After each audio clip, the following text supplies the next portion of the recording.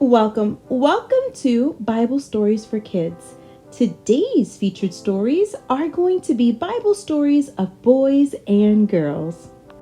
Did you know that the Bible is full of stories of boys and girls who did great things for God? They loved Him with all of their hearts and they learned to walk in His ways. Oh, look, there's one of the girls right now. That's Rebecca the kind-hearted.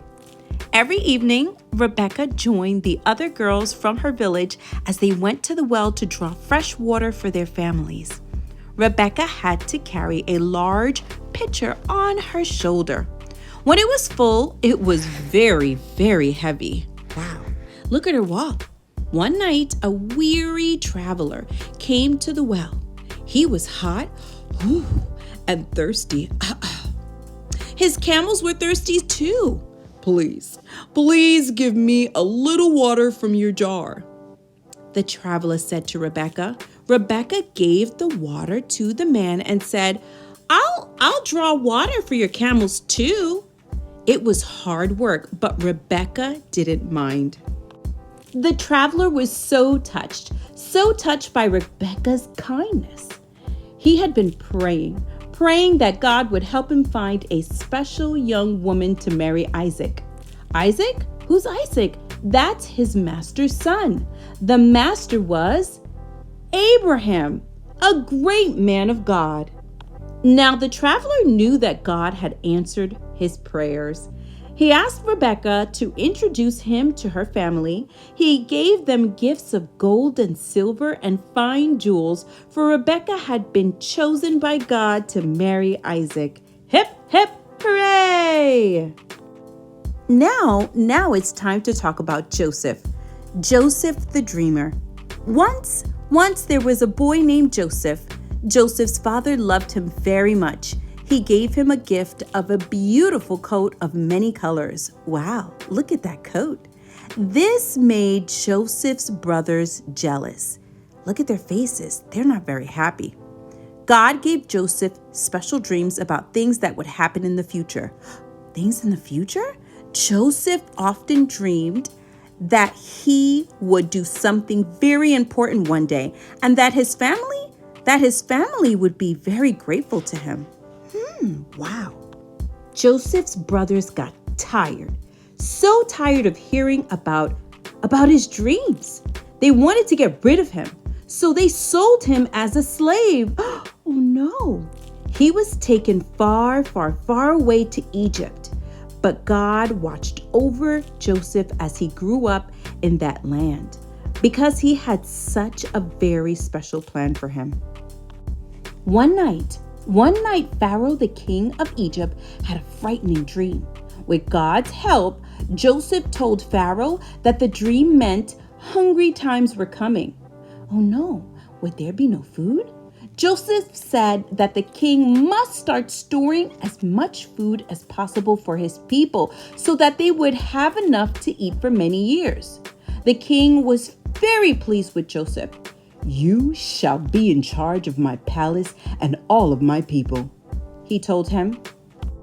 Years and years later, when Pharaoh's dream came true, there was enough food stored up to feed all the people in the land, and no one, and I mean no one, went hungry.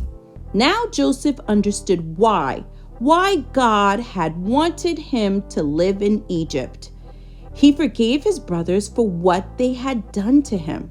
He even invited them to come and live with him in Egypt so that he could take care of them and their families. They were very grateful, just as he'd dreamed they would be. Next up is a girl named Miriam the good sister. Many years later, God's people were still living in Egypt. A new ruler forced them to work as slaves. Oh no, slaves! He even sent soldiers to harm all the newborn Hebrew boys. Oh no, that's terrible.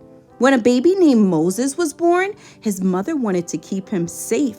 She laid him in a basket and hid it among the reeds by the river bank. Moses' older sister Miriam was very brave.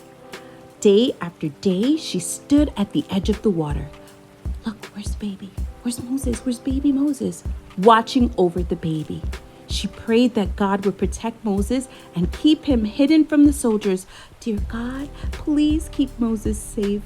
One day, the king's daughter came to the river to swim and found the basket with the baby in it, crying, "Wee, wee, wee."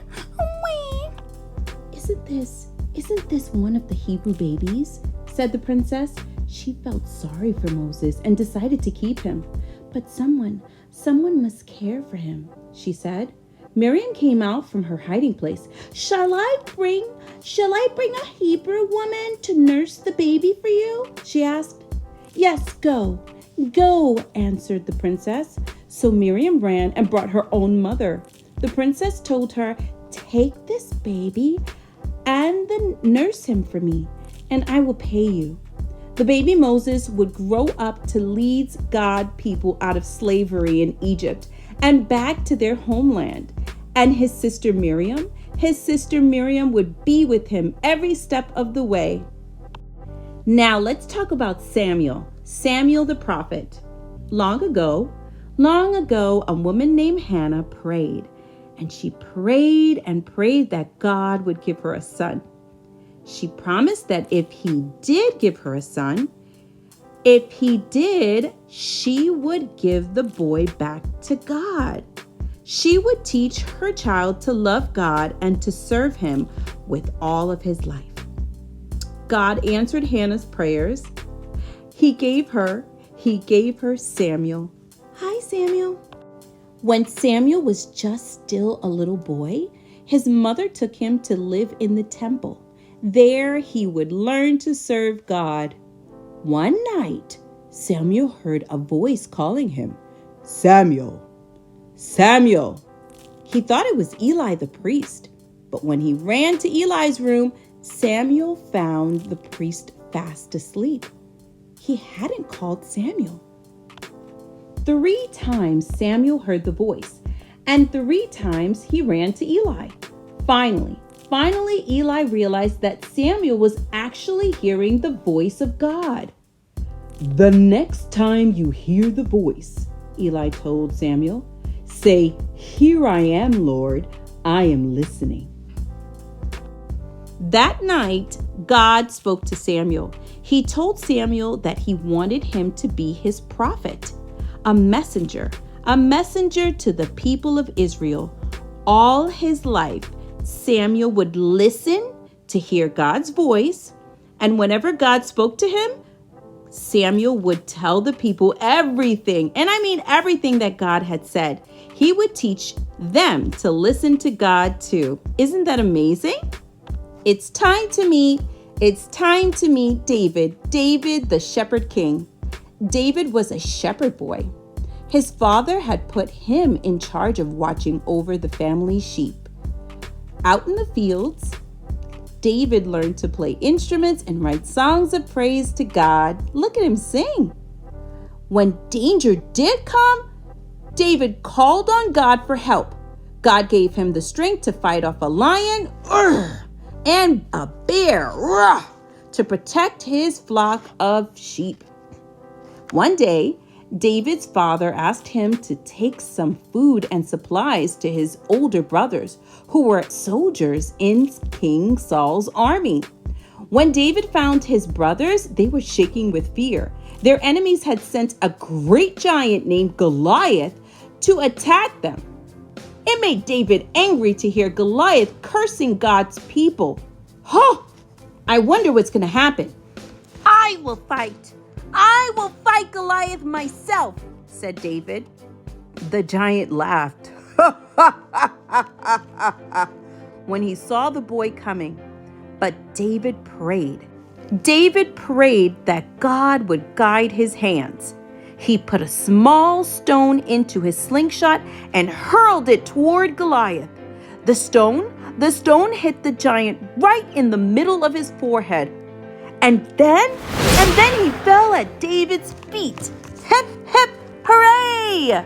David grew up to be a brave and mighty warrior. He led the people of Israel into the battle against their enemies time and time again. David always asked God to show him what to do, and God was so pleased with David, so pleased with his courage and faith that he made David a king. Our last boy is the best one of all. Can you guess who it is? It's Jesus, the Son of God.